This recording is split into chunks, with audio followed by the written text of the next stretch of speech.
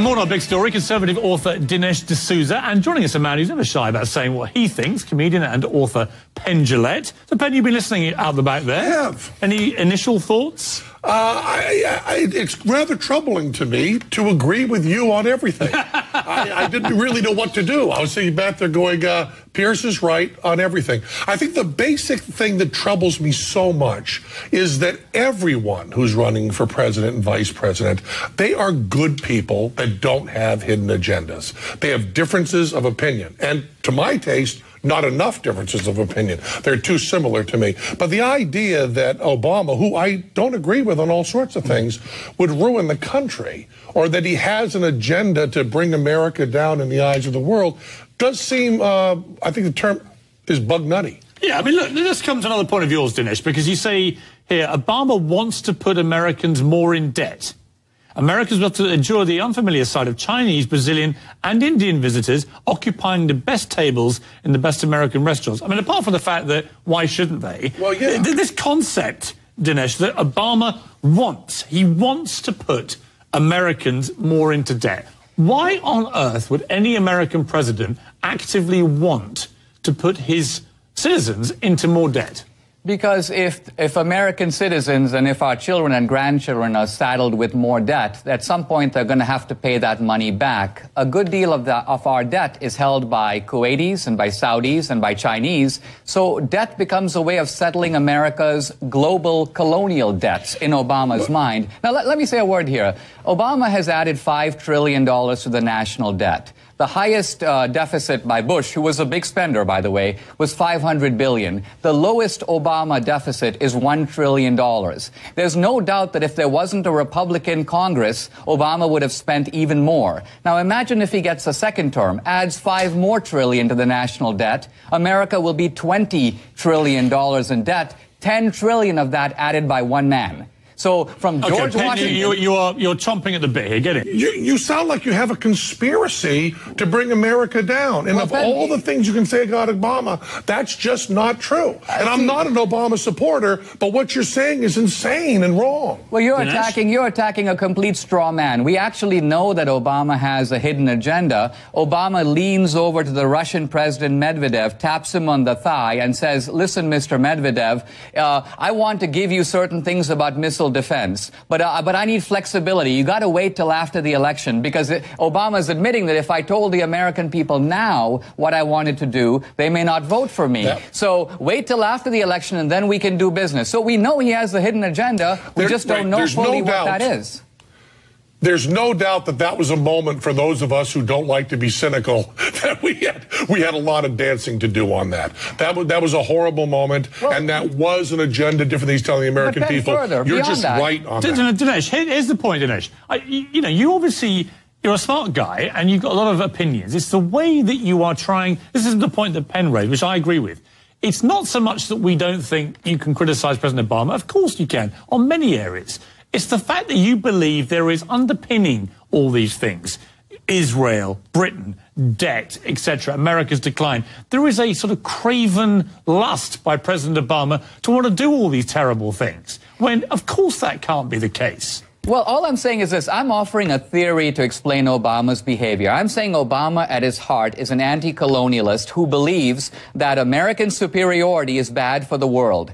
He believes that America is a dominant power that projects its power badly in the world. What Obama would like to do is pull back America's footprint in the world, because he thinks we've been stepping on the world. So I'm not saying that he's an evil guy. I'm simply saying... Hang on, Dinesh.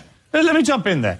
There is another way of looking at this, which is that actually a lot of the damage to America's reputation as a superpower had been done in the previous 8 years in the way that America responded to 9/11 by going into what many viewed as an illegal war in Iraq, with all the fallout that occurred there, then going to Afghanistan, committing hundreds of thousands of troops, American troops, at vast expense, which also drained the economy, when there were many other ways that you can go after bad guys in this world, as we saw with Gaddafi, when no American troops were committed and he got taken out, and there was a totally different game plan. Obama, perhaps, should be credited with actually not wanting to just stamp around the world behaving like some sort of imperialistic bully. Because that's how some people outside of America and some here have viewed what happened in places like Iraq. Well, the problem is this, and that is in Libya, Obama used force, claiming that he was preventing genocide. Now, how many people had Gaddafi killed at that point? About 250.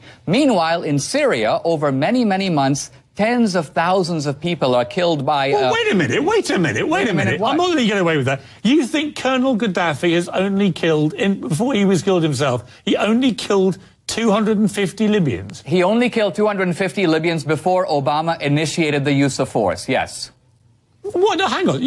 What do you mean in totality? No. You operated a 40-year despotic regime. He killed tens of thousands of Libyans. There was a revolt that began out of Benghazi, and Obama said, "Look, Gaddafi's been in power for decades, and in fact, the United States was doing business with Gaddafi. Remember, he was outing terrorists. He was paying reparations for the Lockerbie bomber. He was actually doing business with America. He had been somewhat behaving himself." If you remember, since though, 9/11. Dinesh, if you remember, he was about to commit a massacre of epic proportions. Yes, well, I'm saying in Syria there has been a massacre. Wait a minute. In Syria there has been a much greater massacre, and Obama has absolutely refused to use military force. I agree with you. How do you explain the double standard? I'm just about to come to Syria, but let me explain about Libya first.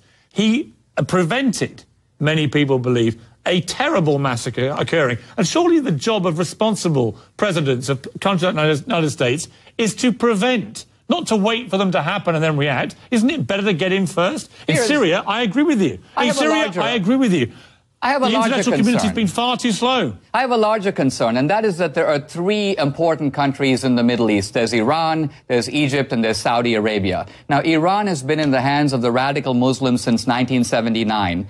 Now we are seeing Egypt move into the radical Islamic orbit. And what's left? Saudi Arabia. Now, can you imagine if in a second Obama term, Saudi Arabia were to fall? The radical Muslims would come so much closer to their dream, which they've now had for 100 years, to bring all of the Middle East... Well, on that point, I mean, let me go to... Penn, let me bring you in there, because actually, in between some of these crazy statements... What's crazy about them? Half of it's already happened. No.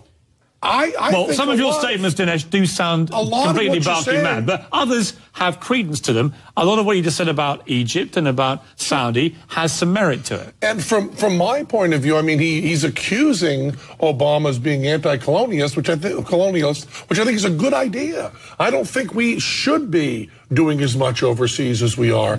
I know that you can talk about how many lives were saved, but having America guess at who the winners and losers are overseas, at getting all these entangling alliances, I would like to see us doing much, much less. And here's a point you might agree with me. I disagree a little bit. I think we can wait. I think we can wait until damage is done and not have to predict everything, and certainly not be overseas nation building when our own country needs that. Well, I'm going to say, Dinesh, even though I don't agree with half of what you say, I rather enjoy the way you say it. So please come back again soon. I would love to. Nice to see you again.